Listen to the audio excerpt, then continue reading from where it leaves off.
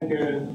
Thank KEI first for inviting me, and also thank Gil Rosman again, as always. Rather than kicking me out whenever he initiates a new project, he always puts me in. I don't know why, but that's a good reason. Yeah, thank you.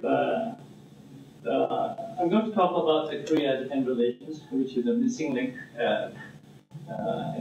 From the perspective of the United States, this is a kind of very troublesome relationship. They have to cooperate each other, but somehow they have a very troubled relationship at all times. I wanted to talk about some framework of understanding first, and then talk about what happened during the Lee Myung-bak administration. Many think that during the Lee Myung-bak administration, Korea-Japan relations was not so good, but actually it was good. It failed only at the last moment in the last year, and then I'll talk about what is likely to happen under the new leadership.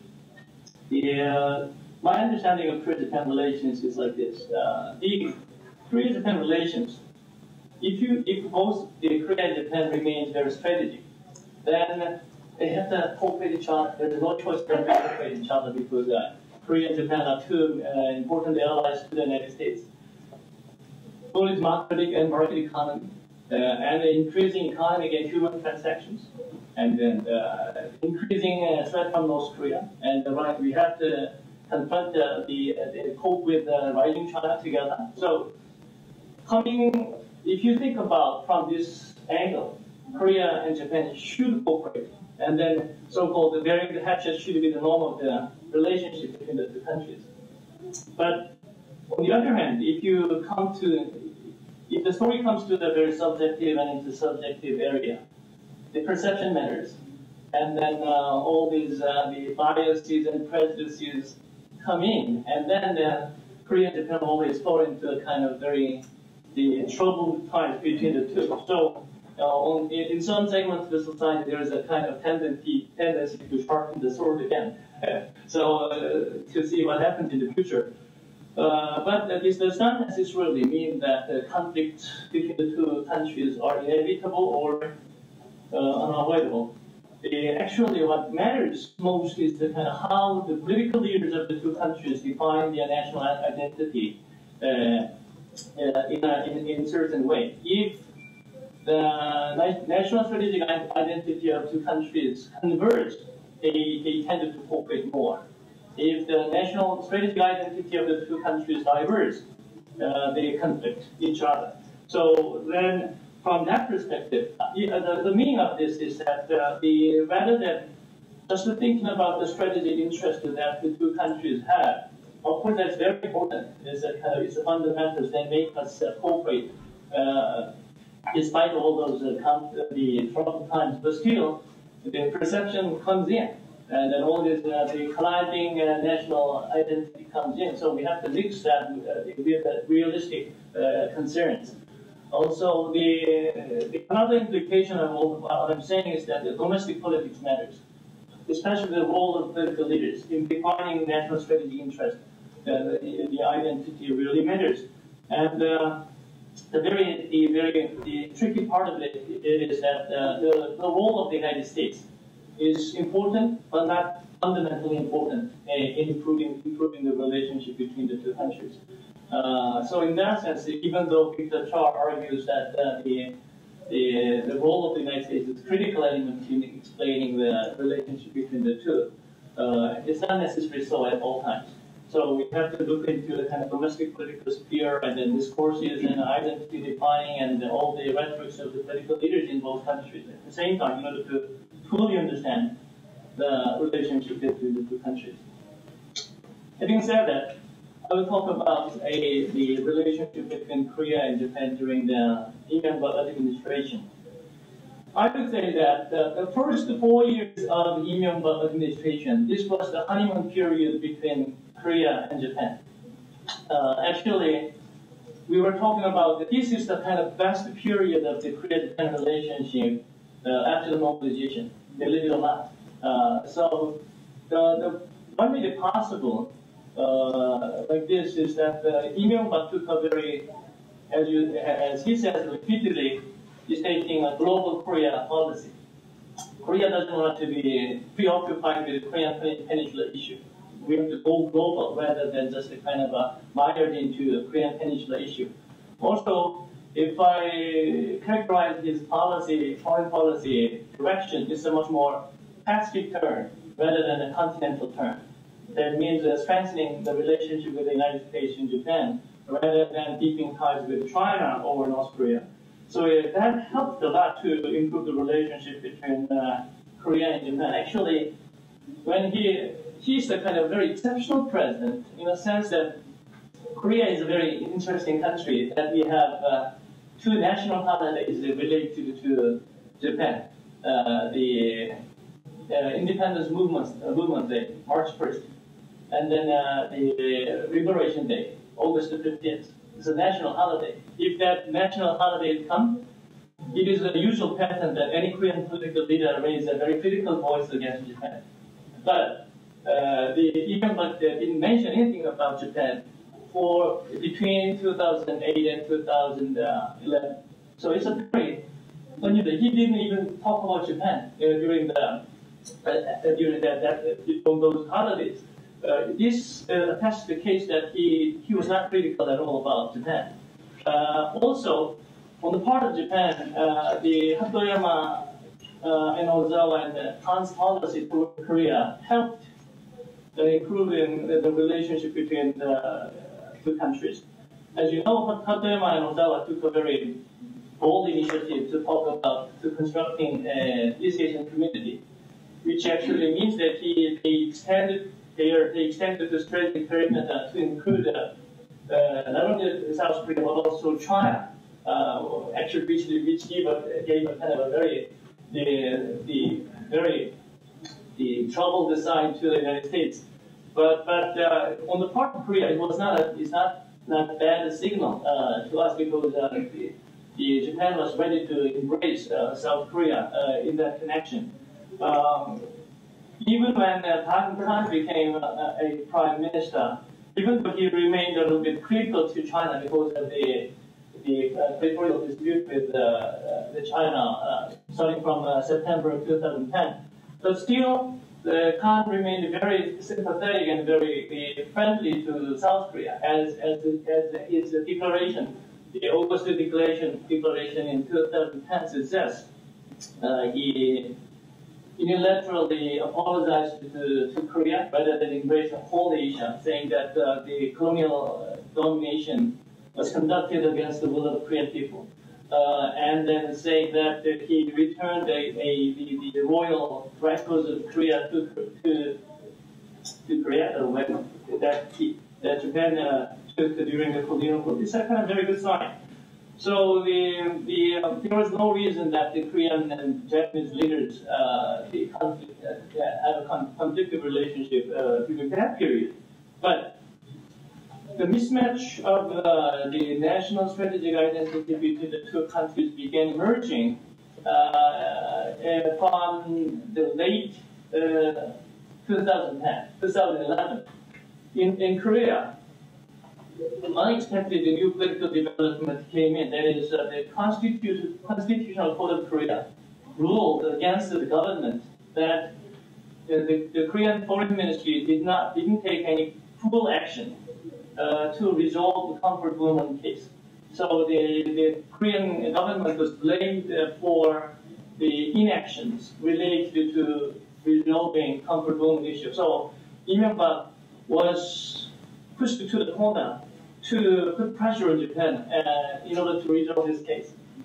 On the part of Japan, Noda, after becoming prime minister, he was single-handedly preoccupied with the consumption tax increase issue, and he was not that much interested in foreign policy issue. But when it comes to foreign policy issue, rather than just not only taking a very critical stance against China, he took a very critical stance against Korea at the same time, because this comfort woman issue became it was on the table during the summit meeting in Kyoto in 2011. But he flatly said that issue is over in 1965 when Korea and Japan normalized their relationship. That's it. And then that gave a kind of a scar to the Korean minds, and then began pressuring Japan more. But still, there is a kind of surviving and comfort movement, victimized people who are not fully satisfied about the issue. And then the Korean government was blamed for inactions about this issue. So they began pressuring Japan to the war. So this began the kind of the course of very troubled ties between the two countries in 2012. And in the middle, there was a kind of failure of Chisomia, the signing. And then in August, he went to Tokyo, Takeshima. And then after that, the troubled relationship went on. So many people just remember that, after August 2012, Korea-Japan relations really plummeted and then went a kind of sharp downfall. And it is not an exaggeration. It's a kind of a troubled ties, and then nobody wants to talk to each other in a serious way. So that gives a kind of very hard time for many people. But because of that troubled relationship, I was happy to comment on every issues whenever people ask me. But I was not that much happy about it. So still, the territorial issues, as you see, it's not resolved at all. The comfort women issues is still there. And more issues are coming on taxability issues and the Hatchet trial issues, or possibly revising the Ono Declaration, because all these issues are advocated by a new Prime Minister Abe.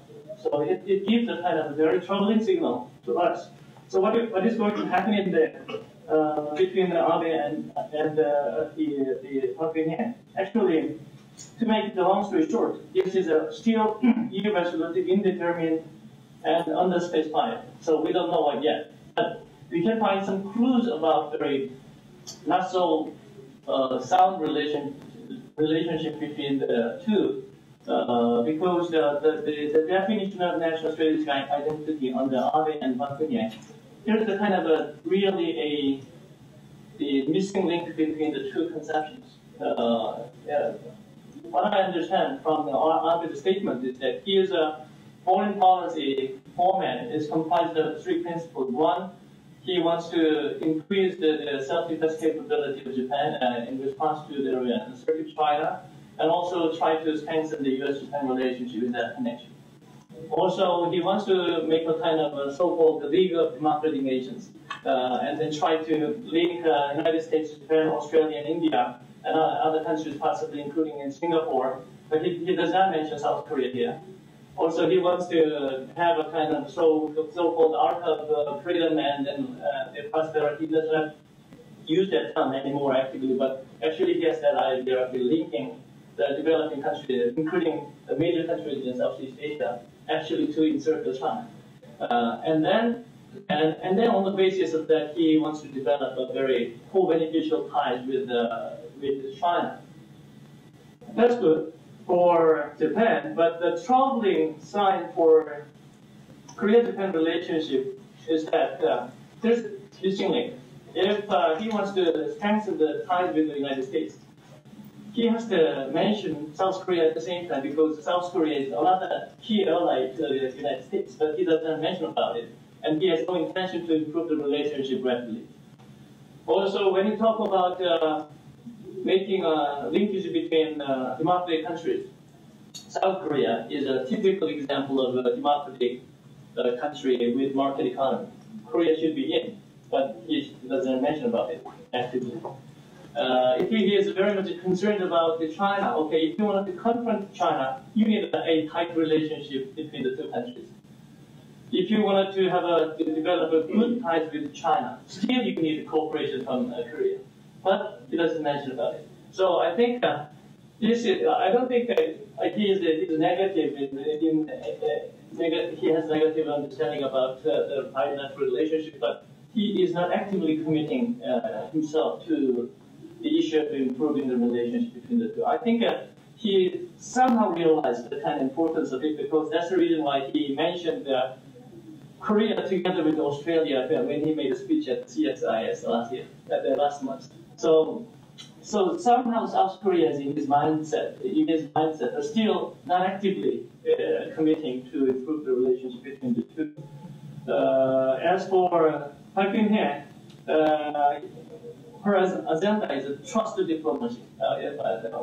Trust, that's good. And then primary focus is North Korea.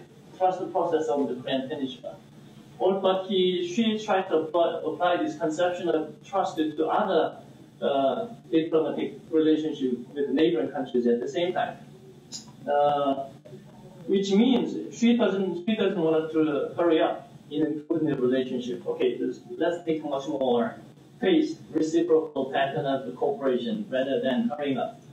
Also, accumulating habits of cooperation is important rather than making a one-time deal, which means it's much more bottom-up approach rather than top-down approach. Rather than having a summit meeting and resolve everything and come down, she wants to make a kind of a gradual approach of trust building. That sounds good, but I don't know whether Korea-Japan relationship can move in a very smooth way in that fashion. So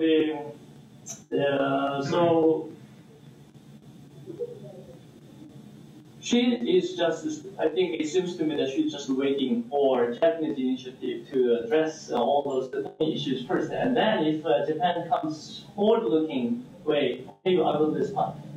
Like she does to North Korea. Okay, if North Korea takes a very bold initiative to open up and then reform, okay, we will respond in a different way. But as long as you become provocative, I will not respond.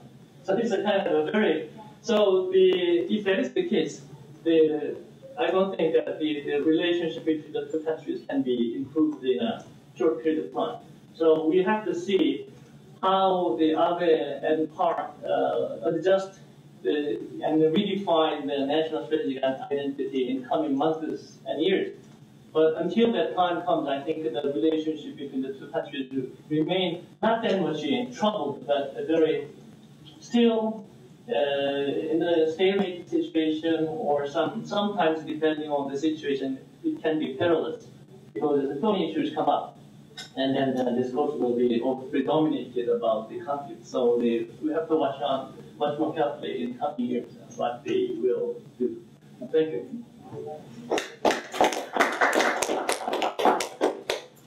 Thank you, Dr. Park. Dr. Radchenko.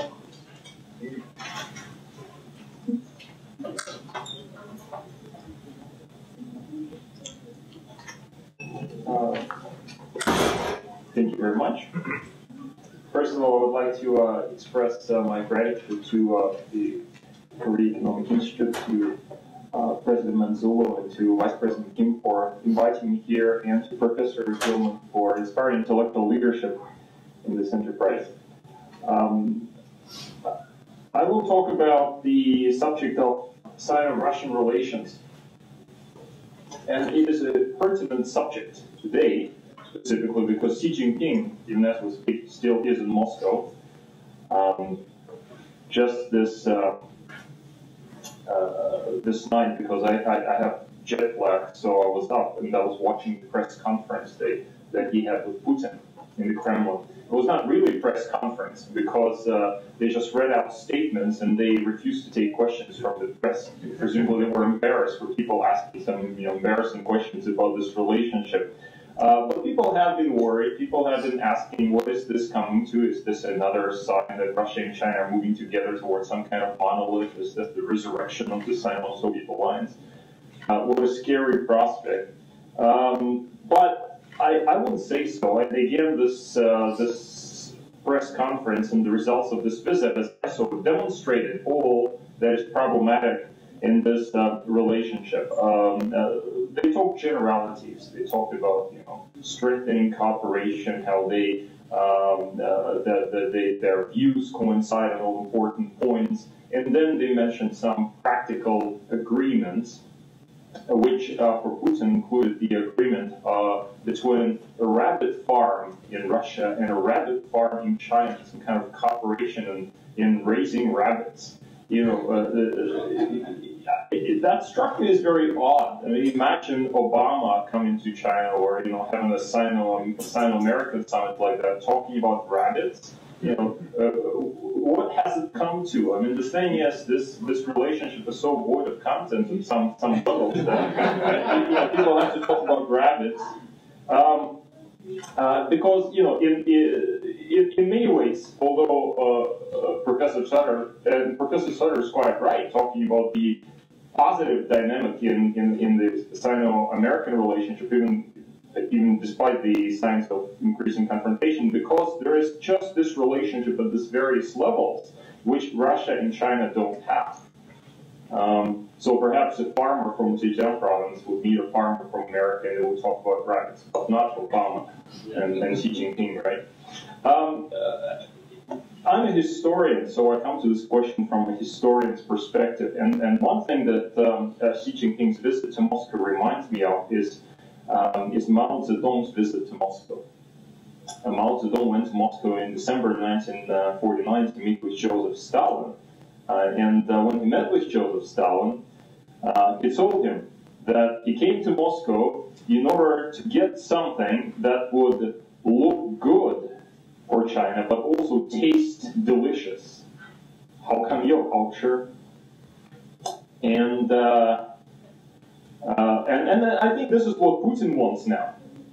There's been a reversal of this relationship. So now it is Putin and Russia is the sort of the younger brother of the relationship. And Putin wants something out of this that looks good and tastes delicious, but he's not getting it. He's getting rabbits. It's a problem. So in my talk, I want to focus on some of these problems of the relationship. I will talk about energy and weapons issues. I will talk about Sino-Soviet cooperation in Central Asia. I will talk about some issues with xenophobia in Russia, and particularly anti-Chinese sentiment. And here I will put on my hat as a kind of a self-appointed spokesman for Russian regional sentiments, because I was born on the border with China. I grew up in the Russian Far East, so I still feel myself connected to this kind of specific regional point of view. And finally, I will try to explain what Russia is trying to achieve with its relationship with China. First of all, the issue of economic cooperation. Russia and China like to emphasize that their trade relationship is amazingly good. And indeed, this year, trade turnover was $88 billion. And recently, Li Keqiang made his first press conference in Beijing, and a Russian journalist asked him, so what do you see out of this relationship? What do we have to do in this relation? And Li Keqiang said, well, we have $88 billion, so let's double that. So that's how China looks at this relationship. But from the Russian perspective, there is a problem. If you just look at this relationship in terms of trade, then this very issue of trade is problematic. Because, as Putin mentioned many times, Russians are dissatisfied with the so-called structure of trade. What does it mean? It means that Russian export to China is made primarily of natural products. So more than 50% of it is oil and gas. And then also much of the remainder is things like lumber and other natural resources. So is that good or bad? Well, there are some good points. For example, if there was no energy dialogue between China and Russia, there would be nothing else substantial to back up the whole rhetoric. So in this sense, it's something to fill in the void of the relationship. Also, it allows Russia, it does serve Russia's strategic interests in some ways, because it allows Russia to diversify its energy exports. And Putin has been very keen on using the so-called energy lever, to maximize Russia's influence. But there are also bad points about over-relying on exports of energy resources to Russia, as Putin, of course, understands. The bad point is that China increasingly is able to dictate the terms of trade, and we have seen that in this relationship. We have seen it, for example, with the oil deals, the oil sales that have been going on since 2011, now via the pipeline that goes to Daqing in China. This pipeline, by the way, was constructed with Chinese credit, and amid some serious scandal in Russia, where some Russian opposition politicians claim that much of this credit was actually stolen. But anyway, at least they completed the pipeline, so there's been oil going to China. But what the Russians have been complaining about is that China is not paying enough or high enough price for this oil, so they've been trying to negotiate the price. And the same thing also applies to gas. So already for a number of years, Russia and China, Gazprom, the Russian gas giant, has been trying to reach an agreement with China to sell gas to China. What is the problem? The problem is price, because Russia wants to pay the same price, or to sell it for the same price as the gas that it sells to Europe. But the Chinese are saying, oh no, we don't want to buy it for that price. We'll give you half as much. So they've been trying to negotiate this, and Putin has been trying to broker a breakthrough last time he was in Beijing. Now everybody expected something would come out of this summit when Xi Jinping is in Moscow. And when I listened to the announcements of the summit, they said, well, now finally we have reached a memorandum of understanding. Gazprom and the Chinese gas company signed this deal on the supply of gas. So everybody was celebrating this. And yet, if you read between the lines, it turns out that still they have not been able to agree on the price. So they've reached a memorandum of understanding. Everybody understands that there's a problem.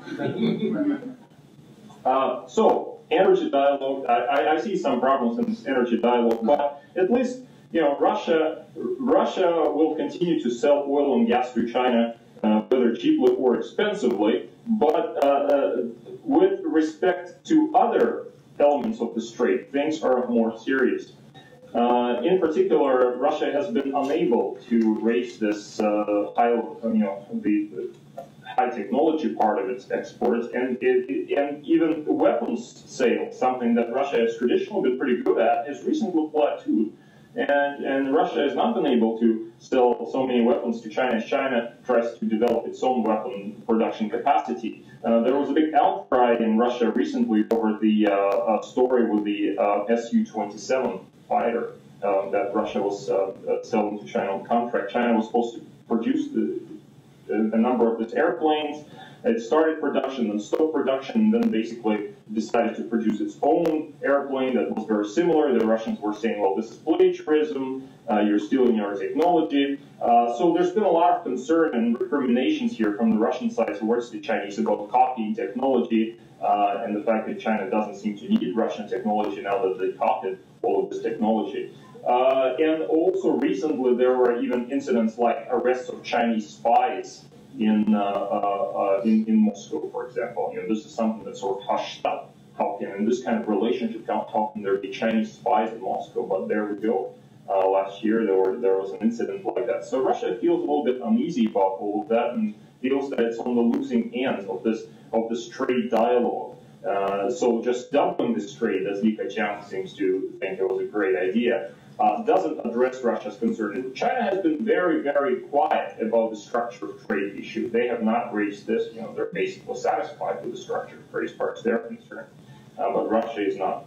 Now, the second issue I would like to talk about is the Sino-Russian cooperation, or maybe competition in Central Asia. And I would say that it's probably the latter, and many people agree that it's competition more than cooperation. But it is true, as Professor Rosman said yesterday, that Russia is so obsessed with the United States as a significant enemy that Russian politicians, or at least Putin, tend to ignore the fact that there is this competition with China in Central Asia as well. So whereas the United States is seen as undermining Russian interests in Central Asia through its presence in Afghanistan and maintaining we're trying to maintain air bases across the region, like in Kyrgyzstan, for example, etc. But the Chinese are seen in a much more positive light, at least at that level. However, below this official level, below the surface, there's significant friction between Russia and China, and Russia is deeply concerned, I think, about Chinese economic penetration into the region. One example of this is Turkestan. the fact that recently Turkestan started exporting gas to China. From perspective of Turkestan, what a great idea. Finally, they don't have to rely on Russia to export its gas. They obtained some freedom vis-a-vis the Russians. So now they're able to manipulate or to play this pipeline geopolitics. But Russia has been very concerned because now not only is China buying or is China getting itself installed in this region, but also Russia is having to compete with who? Turkmenistan to sell gas to China. What has it come to? Similar problems have also plagued the Russian-Chinese relationship in Kurdistan. In that country, there were some problems recently with the air base, the Kand air base, which Kurdistan was saying Russia was not paying enough money for it. In September, Putin was, again, in a kind of effort to reassert Russia's influence, when they are paid up for the air base, also forgave Kurdistan's debts. And so the president of Kurdistan at that time, Atambayev, was all full of praise for Russia, saying Russia great, Russia is our greatest main strategic partner in everything. There was so much love in this relationship. And but then what happened after that is just very soon after that, Wen Jiabao went to Kyrgyzstan, and they started talking about building a rail link from China to Uzbekistan via Kyrgyzstan, which would use the Chinese rail size gauge. So this is something that really upset Russia, not officially, but unofficially, because there are two different discourses. There's the official discourse, and then there's the unofficial discourse, which is much more concerned about Chinese intentions in Central Asia. Now, Russia has a trump card in Central Asia. That is, every country, I think, at China's borders is pretty much afraid of China. And although in Central Asia, they're also, in a sense, afraid of Russia, but they're more afraid of China, I think, than they're afraid of Russia. So Russia can rely on its long-standing connection, on its soft power. And one example of this is, again, when Putin was in Kyrgyzstan, he met with Atambayev. Atambayev said, my father was in the army there fighting with the Germans. Your father was in the army fighting with the Germans. Little did they think that we would be living in two different countries, and he also, he almost had this nostalgic take on this in this conversation with Putin, and that holds very much for some of the elites, regional elites in Central Asia, for the time being. So Russia has this card to play, but it cannot over-rely on this card too much. An example of where it over-relied on this card, thinking that by default former Soviet satellites or republics will be pro-Russian, is Mongolia. In Mongolia, Russia has been trying to get a piece of the very delicious economic projects such as Oyu-Tolgoi, mining project of Oyu-Tolgoi, and also the coal project, copper at Oyu-Tolgoi, and coal at Talan-Tolgoi. So great big projects, and Putin had been lobbying to get them, saying, well, we have this long-standing connection to Mongolia. Putin went to Mongolia, supported at that time President Enkhbayar when Enkhbayar was running for re-election, thinking that this would actually help Enkhbayar with his re-election, but in fact Enkhbayar was defeated, and Dorch came to power, who's much more pro-Western, and Russia lost that. Russia was not able to get a stake in Oyu-Tolgoi. Russia was not able to get a stake recently in Talan-Tolgoi, so Russia is just not able to rely on its soft power in this kind of way anymore. Now, the third point, quickly, just to mention, is this issue of xenophobia and the unofficial versus official discourse. It is true that Putin never says anything a bad word about China. He's very careful. He's very careful to emphasize this very important relationship, etc. But if you monitor Russian media, if you see what the media is saying, the media are alarmist, very alarmist about China. China is blown out of proportion as a threat. I do think there's a tendency to go too far in this respect.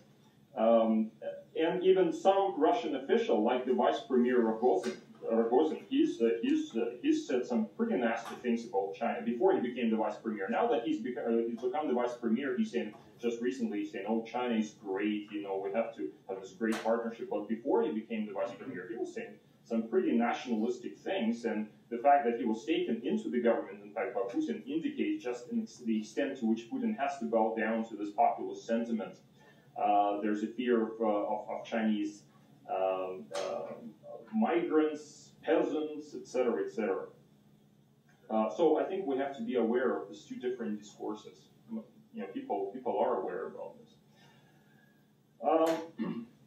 So in conclusion, I would just like to say a few words about where is Russia trying to go with this relationship. I think Russia is trying to make its relationship with China into some kind of special relationship. I would like to make a parallel here between Britain and the United States in the post-war period. You know, Britain and the United States, or Britain was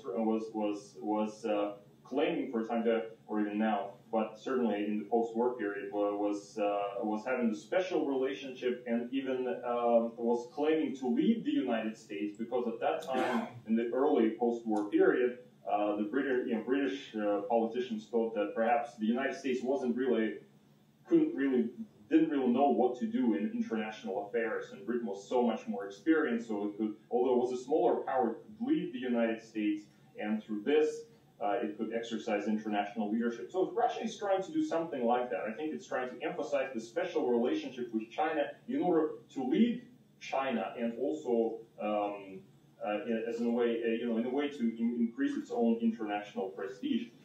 Russia has always tried to connect itself to Asia, to interpret Asia for the West, and through this to lead in Asia. And this is how I interpret this relationship, and also Russia's approach to BRICS, for example. There's, of course, a problem with this idea, and that is that nobody in Asia wants Russian leadership. A major problem. I'm not sure that Russia has reconciled itself to it. And they're still trying to lead. They're saying, hey, follow us, we know where to go. You know, it's all anti-American, of course. They say, no, it's multipolarity, it's supposed to be, it's not specifically against America, but in reality, of course, it is very anti-American. But Russia, as a leader of Asia, it doesn't quite work for it, unfortunately. So here we are then. We have this problematic relationship. The main problem of this relationship, and this is the last thing I'm going to say, is its inequality. Now, I studied Sino-Soviet relations in the past, and one conclusion that I drew from my research into Sino-Soviet alliance and why this alliance collapsed in the 1960s is that it collapsed because the relationship was unequal, and China could not put up with this idea of being a junior partner. China had this global aspirations. It tried to escape this inequality of the alliance. Well, today Russia is in the position of a junior partner, but in a sense, this position of a junior partner does not fit Russia's global aspirations. So there is an inherent tension in the relationship. I think China has to be very careful so that it does not end up in a way that the Sino-Soviet alliance ended up. Thank you. That's all I wanted to say.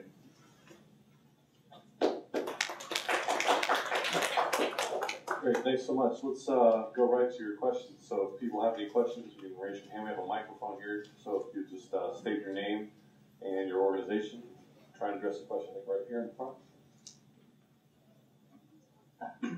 I'm Ji Chunju from Bucknell University, Pennsylvania. I have a question for Professor Bob Sutter. He said that in public. And I was wondering, is that a slip of tongue, or it reflects his true intentions about his view of China? And especially recently, many Chinese leaders and scholars are talking about how the United States and China can or should establish this new type of great power relations based on cooperation and respecting core interests. And how does the United States respond to this new proposal of China? And secondly, related to this question is that, as you said, that the view from outside looks like Chinese foreign policy has been consistent, following some principles. But I think the debate inside China probably is a little bit different. And I think that actually many people in China, and these are educated people, not people on the streets, they think that actually Chinese policies are coordinated and very weak, And some people even label the foreign ministry in Beijing as a fire department, responding to one crisis after another, simply because the Chinese foreign policy has not been coordinated very well, and the Minister of Foreign Affairs actually is much less powerful than, let's say, the Governor of People's Bank of China, definitely less powerful than the Minister of Railways, Ministry of Railway, which has been dismantled. The foreign minister actually is not a member of 25 people to the bureau. That's a problem. So the growing frustration in China is that China actually needs to be more assertive, stronger. This is domestic based, but they also argue that these external actors have compelled China to become more assertive. For example, Japan today, even now, does not acknowledge that there's a dispute here, with some conflict theology. And the United States has not really clearly defined pivot to Asia, with all the movements in Asia. So China feels, encircled. That's why I think, this is getting more complicated, both domestic and international actors. So how do you respond to that? Thank you. Thanks for the very thoughtful questions. I think it's pretty. Mr. Obama, I don't know what Mr. Obama personally thinks. He runs a very centralized foreign policy decision-making process. And so I think when you see his national security advisor, other people saying things about policy, that's what he does. But when you get into I think there is a broad sense that the administration was disappointed in their first year with China. They didn't, the expectations that they had, and they felt that on one hand they didn't get very much from China in their efforts to work closely with China, and on the other hand, China may have taken it as a sign of weakness, and therefore it had to be somehow counteracted. And so I think this engagement policy fits that very well. It's a way of showing American strength and building strength for the United States in the region. It's politically advantageous for the United States, economically advantageous. And the bottom line is that it strengthens all the parties that the Americans interact with. And is it anti-China? No, it doesn't have to be. It just makes all those countries stronger.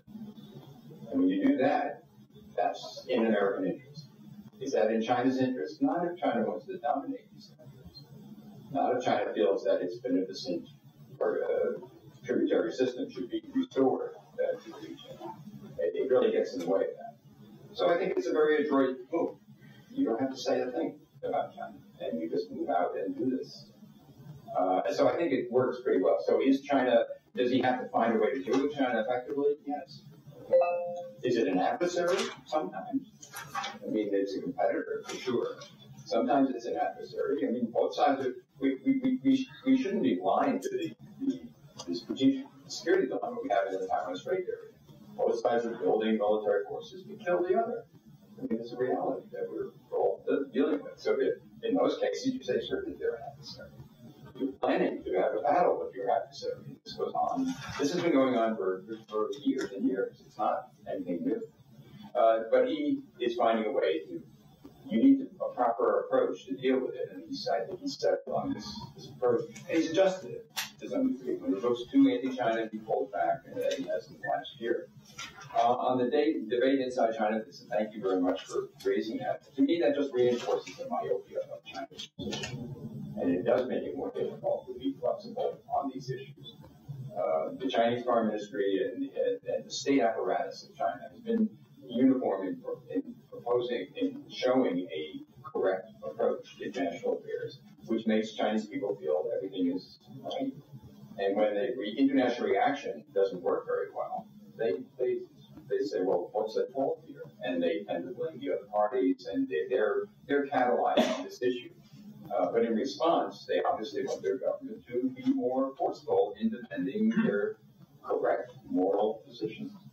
This is good, not bad. And so this is something that, and that the mindset is so myopic. It's so poorly informed. It's really remarkable. I mean, when I do lecturing in China, I give talks about the rise of China and the United States. And just one thing, and as I was saying, the record shows that the People's Republic of China was probably the most disruptive element in the Asia-Pacific region for 40 of the 60 years. Say the first 40 years. Maybe the U.S. was most disruptive, but just to finish this point. And the audience is just shocked. They have no idea what I'm talking about. And so I come back and say, does anybody here remember the Khmer Rouge? And they know nothing about this. And there's so many other things they know nothing about. So it's based on a very poor understanding of international affairs. And so, yes, they're frustrated by this because my sense is they have a mindset that we're doing good. Our approach is always good. And that's totally wrong. Actually, it's just totally wrong. And so the result is that it does put Mr. Xi Jinping into a bind. So I think you're reinforcing the point I was trying to make. Thank you. Okay, other questions? Dr. Callahan, then we'll go to Dr. Thompson. I guess another question for Professor Sutter, if that's okay. I really enjoyed your presentation, and I guess not surprisingly, I'll ask you a question about identity politics. I'm not sure how you see the role of identity, because in your presentation, you first talked about it as if identity and nationalism is controlled by the central government or by the leadership. You gave the example of anti-Japanese protests in 120 cities as, China's response. And then later, you were discussing the same thing as you were discussing in your response to the first question about how identity and ideas are a limit or a constraint on the leadership. So I'm curious whether you see identity as a top-down thing where the state is managing it, state nationalism, or a bottom-up thing that, oh my God, the state has to deal with all these people, or something else. Yeah, let me just take these other two quick questions. I'll see Dr. Roth here. My question is really to compare some remarks that Cheol and Sergey Radchenko made with an emphasis on Abe and Putin. As despite all the reasons why Japan and South Korea should have better relations, the conclusion that Dr. Park raised was probably won't do it, no chance, and that the two sides can't really get together, given what Abe's thinking on comfort women and other cases. And despite all the reasons why, which we heard about why Russia has tensions with China and distrusts unofficially China, there is the sense, will Putin do it? Will Putin take the steps that will suggest any kind of break with China? Or is he so obsessed with his national identity approach and with his concerns about the United States that there's no way he's going to do much, and therefore we have two leaders who sense something in danger, who are obsessed with something about what they want to achieve, or perhaps there's a different interpretation that Abe, guided by, let's say, Yachi, who's considered more of a pragmatist, although when I questioned Yachi once about South Korea, Japan, I didn't get much of a response. Or that Putin really is at heart a pragmatist and isn't so well trusted by China, that maybe he really will make some breaks with what he's been doing. But the impression right now is it's very unclear how either Abe or Putin will make this shift. Sure, question. A question right here. We'll take those and then come back to questions. Jia Song from University of Oklahoma. My question is to Professor Park. I was a little surprised when you just talk about the way that this strategy by the Park administration toward the Japan and the North Korea in general. I'm just wondering whether it means that her administration is really taking away this strategy, or they consider Japan or North Korea is not like a top priority to the foreign policy issue per se. So I'm still wondering, is kind of general spread to foreign policy, more focused on domestic issues, or they consider North Korea and Japan some other cases? And they looked at my first question. My second question is, for the past few years, actually, the diplomatic tension has intensified in the Middle East Asia. But at the same time, the other cultural ties and exchanges and also economic relations has been far more intensified. So some people argue, although at the international level, at the diplomatic level, there are some tensions and some problems, but daily life interaction actually, they far better than any other time period. So I'm still wondering the ways in which can be such low-level interaction between Japan and South Korea might just enhance the relationship between the international level diplomatic relations. We'll just go right down the line. So, Dr. start with you. Yeah, in response to the rest of the county, is very good questions. First of all, we obviously don't know how decisions are made in China on these kinds of issues, and so we need to keep that always in mind. The pattern of Chinese behavior and leadership behavior is it was remarkably coordinated. There were a variety of mechanisms used: diplomatic pressure, maritime pressure, various pressures were applied. And so these mass demonstrations obviously were not told, the people in China weren't told to go out and burn down Japanese car agencies and beat up Japanese, but they were very much encouraged by a very strong propaganda effort to mobilize themselves, to show their righteous indignation about this situation. And this is part of the foreign ministry issued a foreign ministry statement. They rarely do this. You go back and find when the last time the Chinese issued a foreign ministry statement. It's quite a while ago. So they were, and every senior leader of the standing committee said something negative about this issue. So it was clearly the full court that press as far as the leaders are concerned. What does this reflect? Well, does it reflect a tendency that says, well, we better do this, or else these people in China will, see us as weak, and just as the previous question, see us as weak and unable to carry out these policies, or will they, or is this something we can use vis-a-vis Japan? Probably a little bit, as you say, it's probably a little bit of both. And I think therefore the identity issue and the mindset of people in China, elites and just mainstream public opinion, I think is very important here, because it's been created. The seabed is there. The soil is very fertile for this kind of reaction. And so when you look to the future and what this means for the power of the leadership to deal with this issue, they have levers of power where they could clearly move in a more assertive direction. I think that would easily sell in China. The difficulty is to use their powers to move in a more pragmatic direction in dealing with these issues. And I'm not sure if they have that power. I think in the past, if you looked at how Deng Xiaoping to deal with these kinds of situations, they would just turn it off, and they would shift. And he just did that. And everybody except, well, it's Deng Xiaoping, and we accept. Mao Zedong decides to negotiate with Nixon. He just said, well, now pay attention to the Chongqing negotiations. Don't pay attention to this whole as everything else we've been talking about with the U.S. for 30 years. They can do that.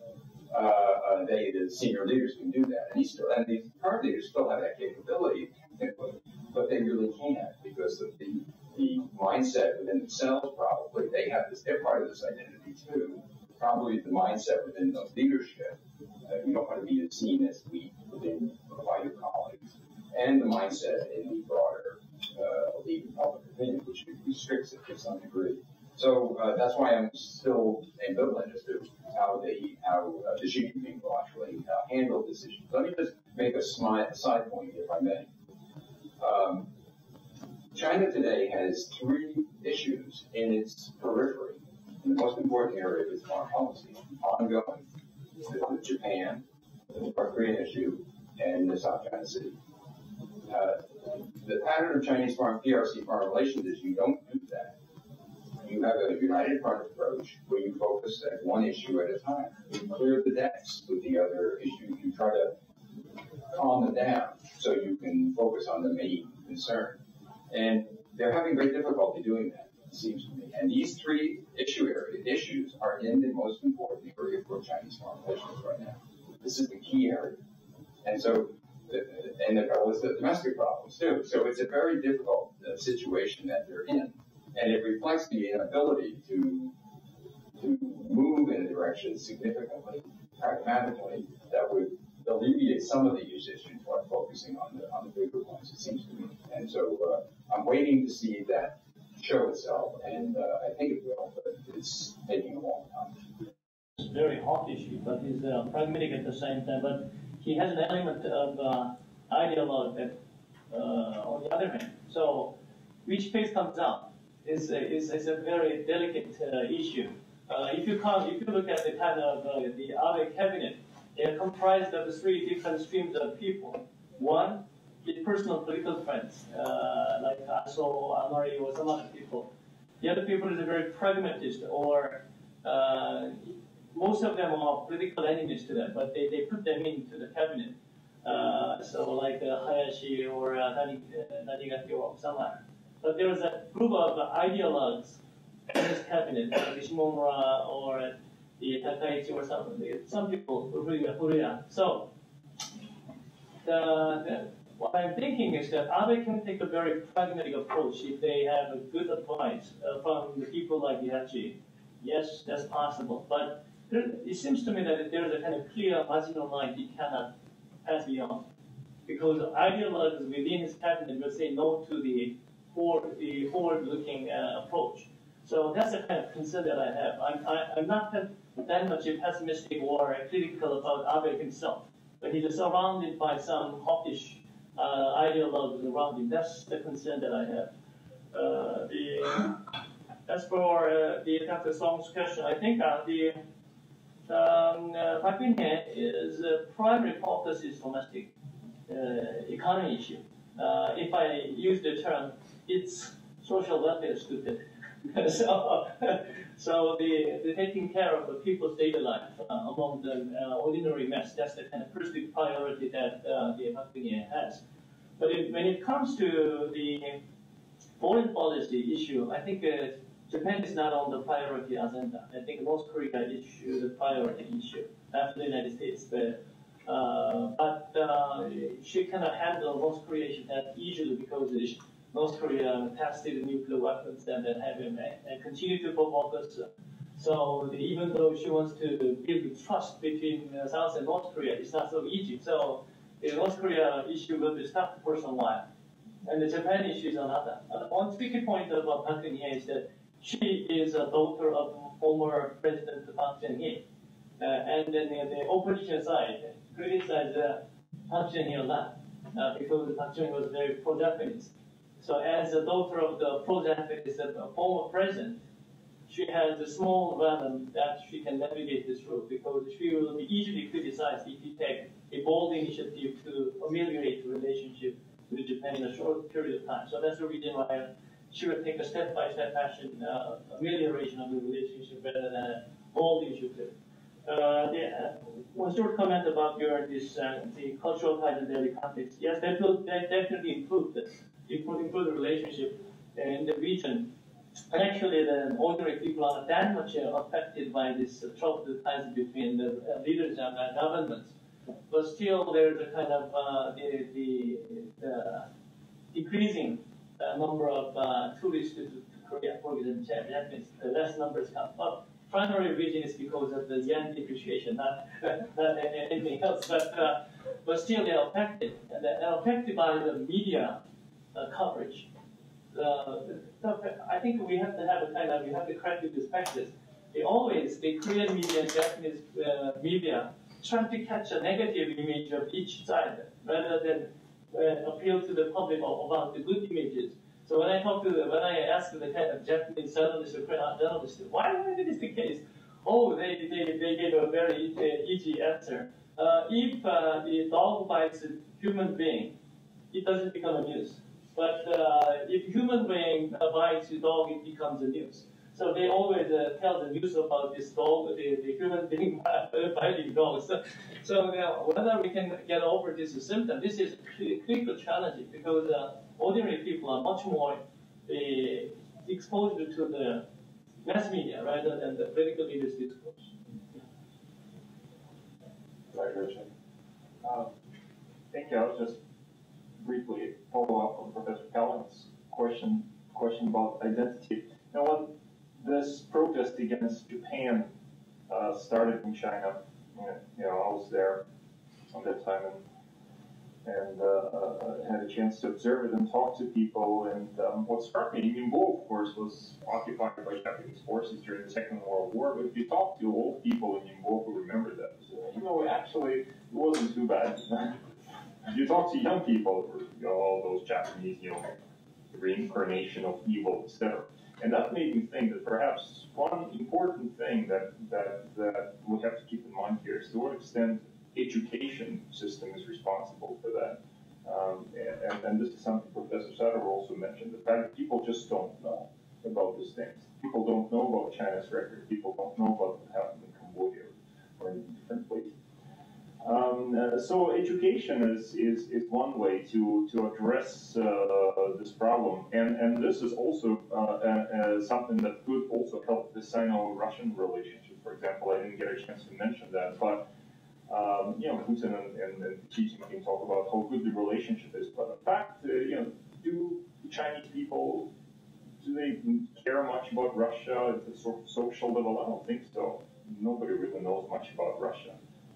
They heard about Putin. Putin, he's great. We want somebody like Putin, but that's about as far as it goes. And somebody who grew up in the Far East, right, on China's edge, and on the border with China, as it were.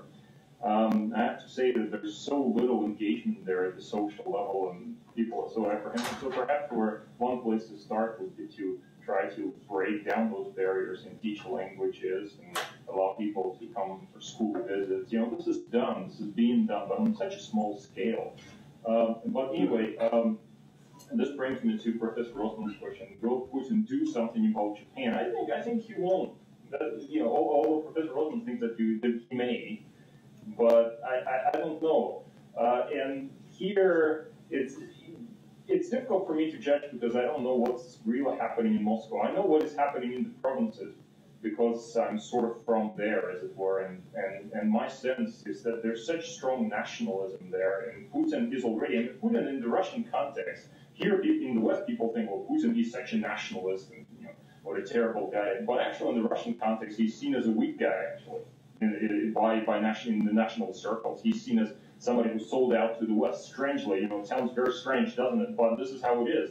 And Putin is so conscious of that. He realizes that it is very important to appeal to the populace and to the nationalists, and that he cannot do something that could undermine at least this credential that he has. This is his remaining credential. I mean, he's been accused of every possible sin already, corruption and everything. A lot of that is very true. He's got a lot of opposition against him. He's obsessed about this opposition, paranoid about the opposition. He's very insecure, and when he's so insecure, to give away islands to Japan would seem to be like such an unorthodox step to become more secure. So, okay. Other questions? Dr. Wong and Dr. Walker. Thanks. I have a question for Cheol. And I think you're right that there was a honeymoon period between Japan and Korea in the first 4 years of President Lee's term. And at the time, I was in the U.S. was in Japan part of the time. And the Japanese media coverage of Korea was very positive. Actually, there was no fighting dog stuff. And opinion polls also showed that. And there was a contrast between the coverage of Korea and China. Coverage of China wasn't too bad either. There was tension, but was more or less stabilized on a low level before the Fishbowl incident. After that, you see a very clear contrast. And the explanation people gave would be things like, Korea is democracy, therefore.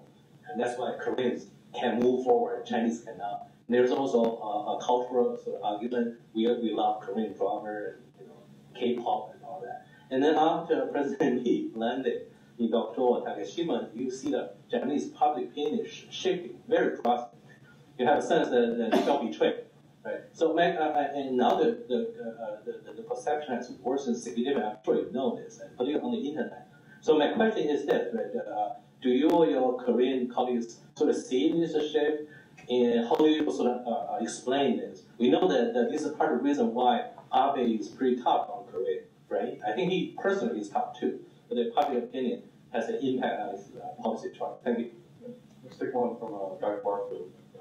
Can answer those. Claude Barfield.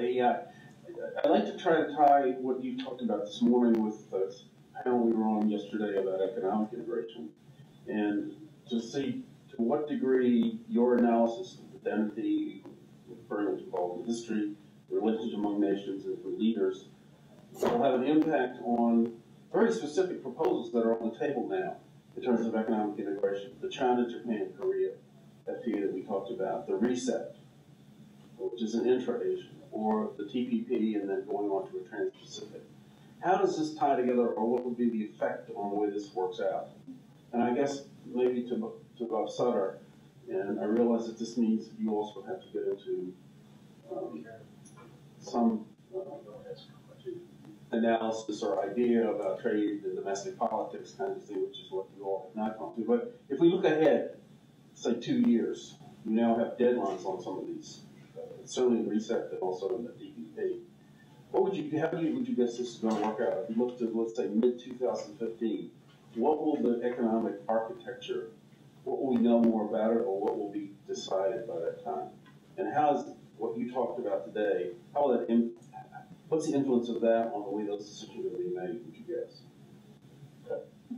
Dr. Park, why don't you start, and I'll go to Dr. Sutter, and Dr. Radchenko, do you want to add anything on that? Hey, thank you, Min. You're right.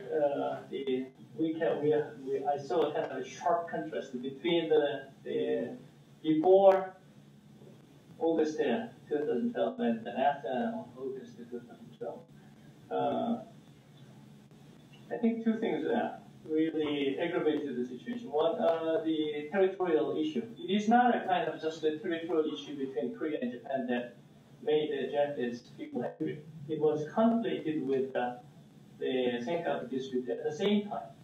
So, as you know, as the Japanese government nationalized the Senkaku Island, the dispute with China really went up.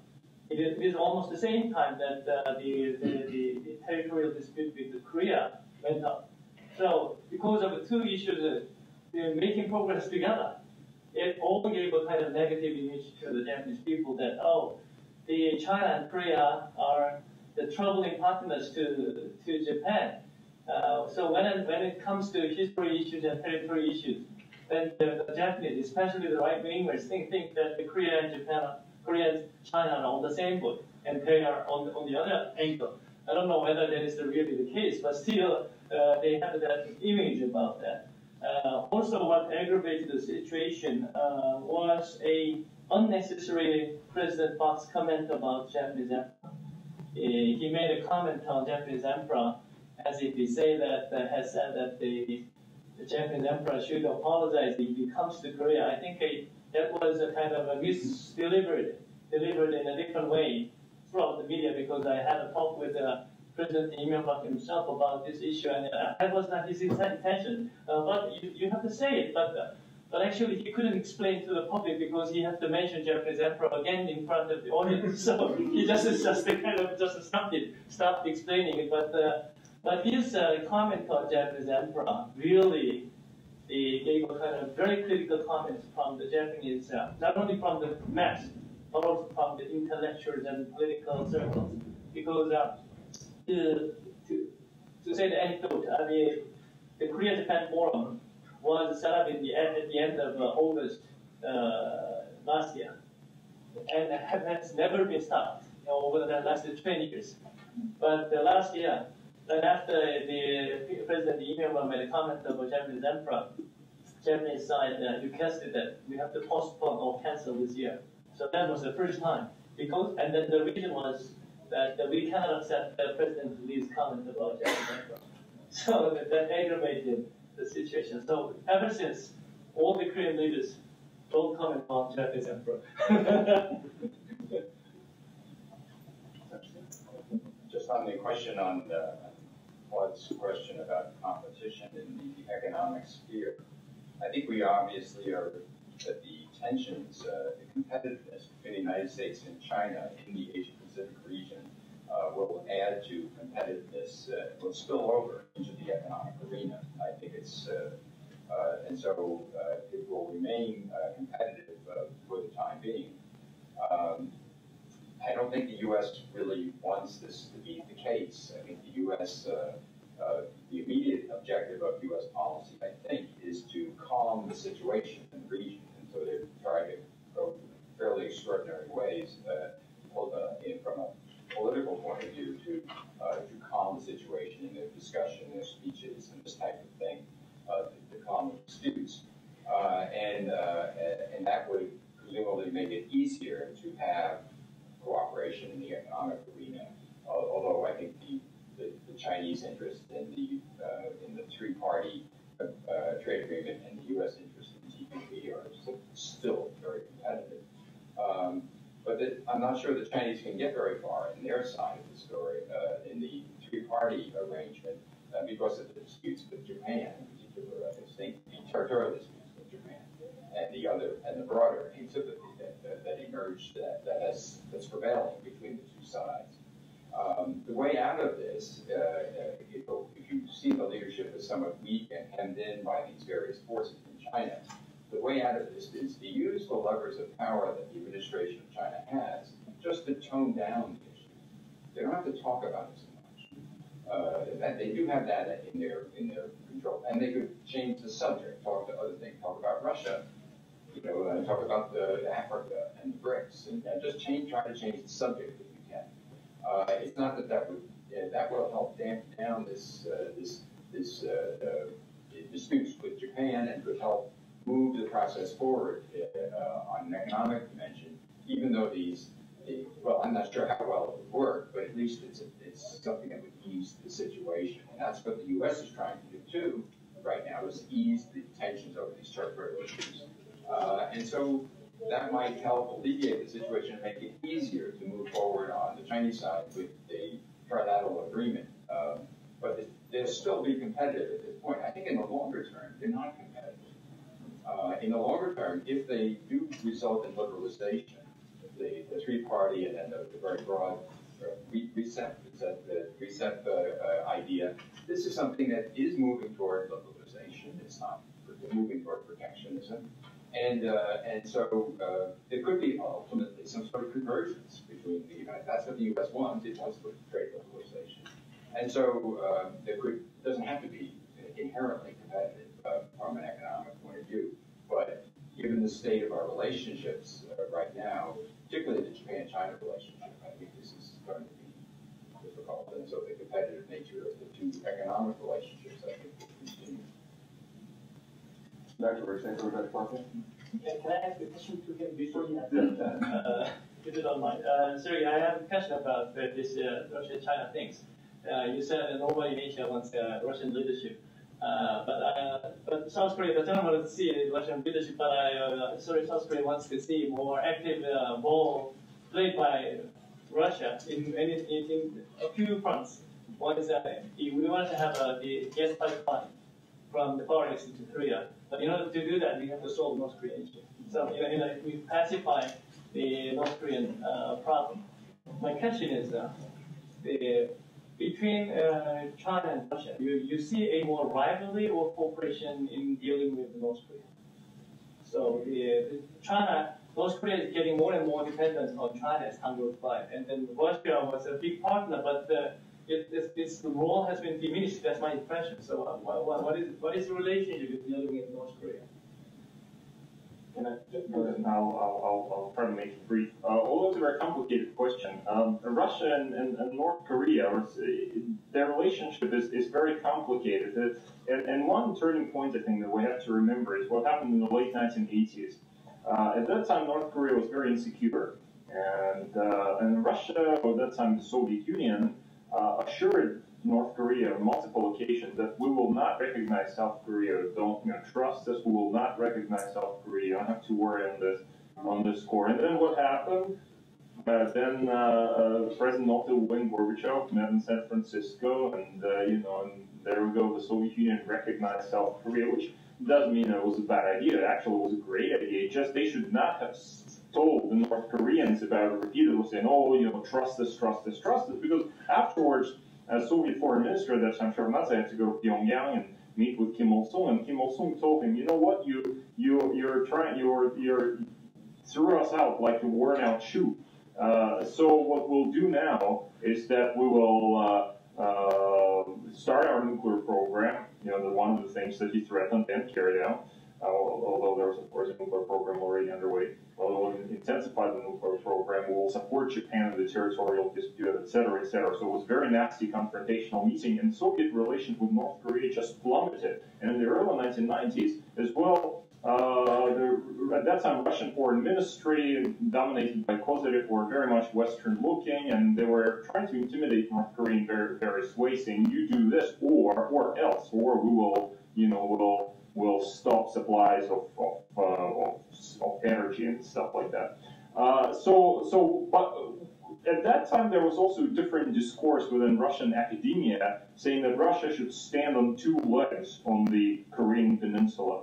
And those people were saying, well, you know, we're doing too much with South Korea, we've recognized South Korea, and we've lost all our influence with North Korea. Who is it good for? Fundamentally, this is bad for Russia because Russia lost influence. Therefore, in order to be important in the region, we have to try to regain this influence in North Korea. But how do you regain influence with somebody like North Korea? And North Korea is so difficult. You don't know, you can't hardly expect anything out of them. So for Russia, it's been a very difficult relationship. They've been trying to rebuild it with Putin, under Putin and Medvedev.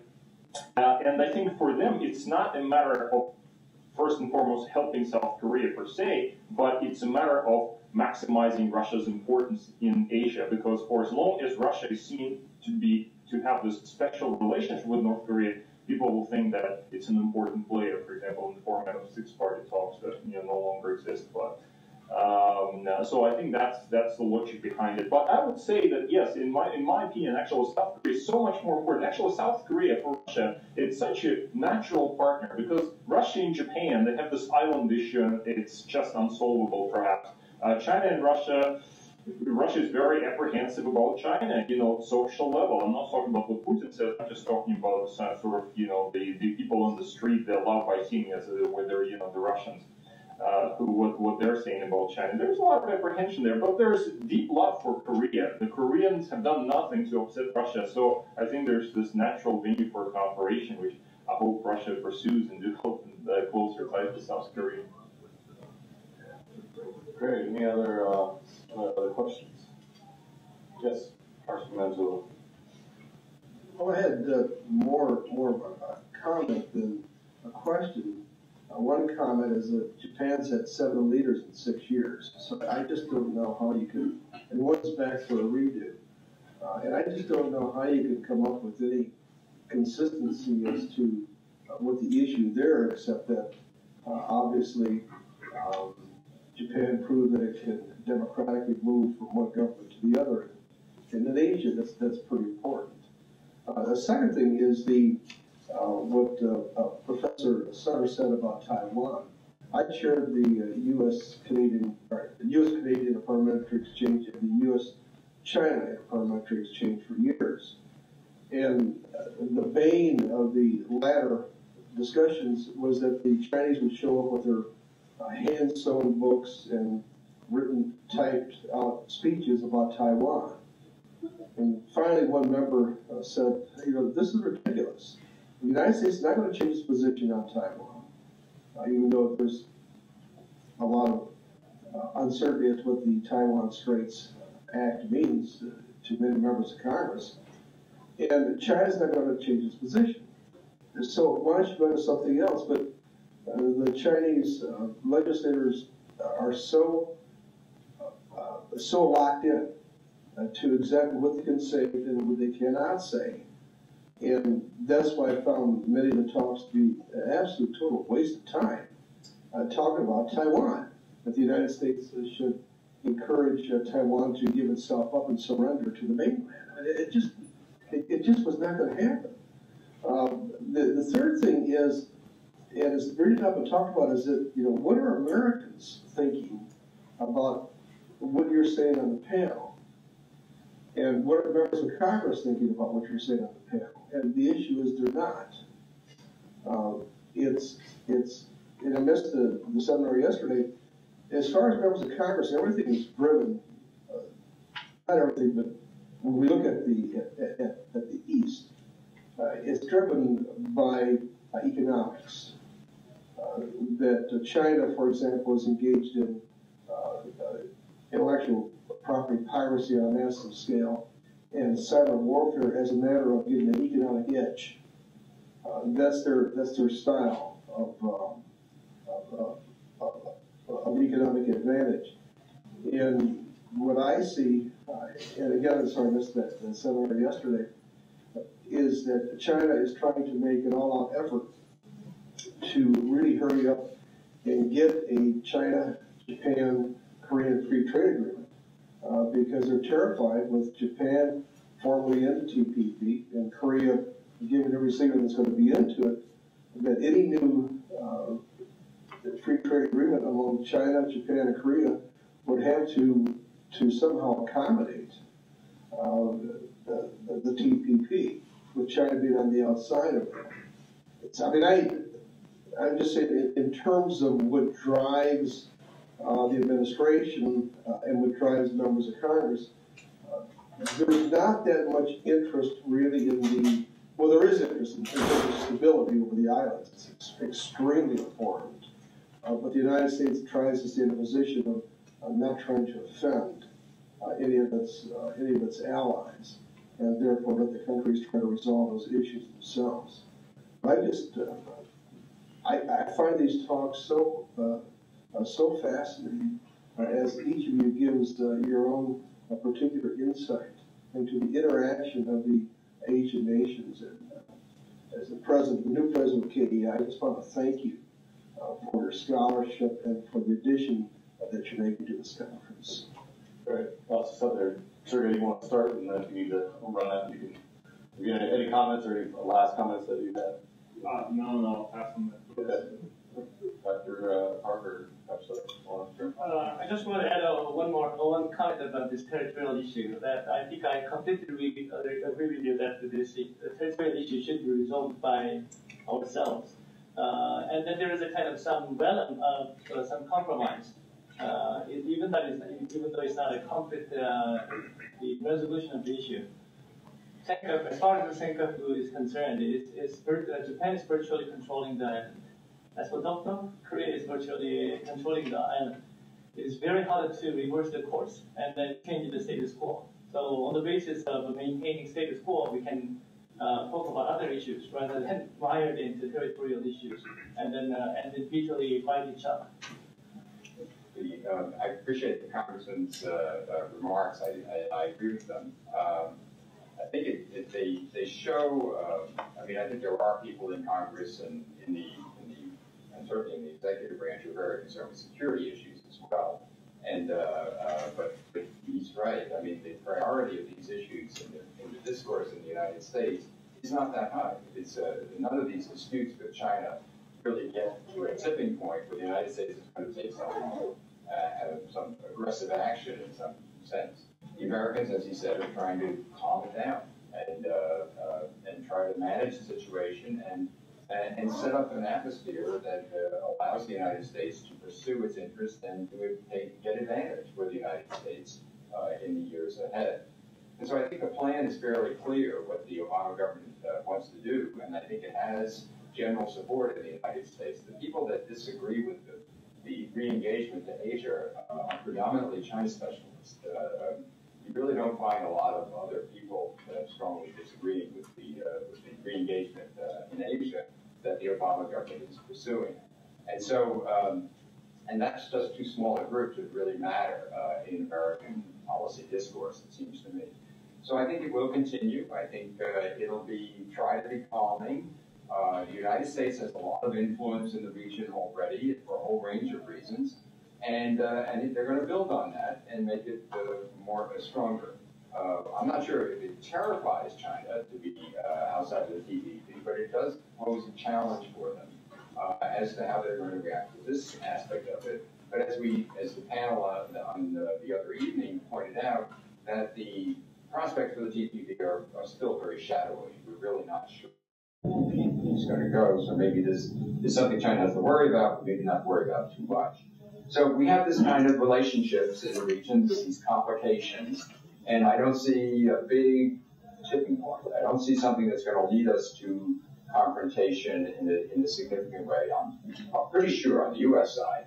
And on the Chinese side, whether this myopic view will compel the Chinese administration to still take stronger steps on territorial issues and promote activities in the region that would be seen in the United States as a fundamental challenge, that remains to be seen. I'm relatively optimistic that that's not going to happen. I think there are too many other problems that China's leadership faces to seek out some sort of a policy that would lead to a confrontation with the United States and the Asia-Pacific region. So more competitive, yes. Lots of issues, yes, in the relationship, but managed, I think, relatively, managed to the point that those differences don't lead to confrontation between the two powers. Great. Well, please join me in thanking the panel for a great discussion.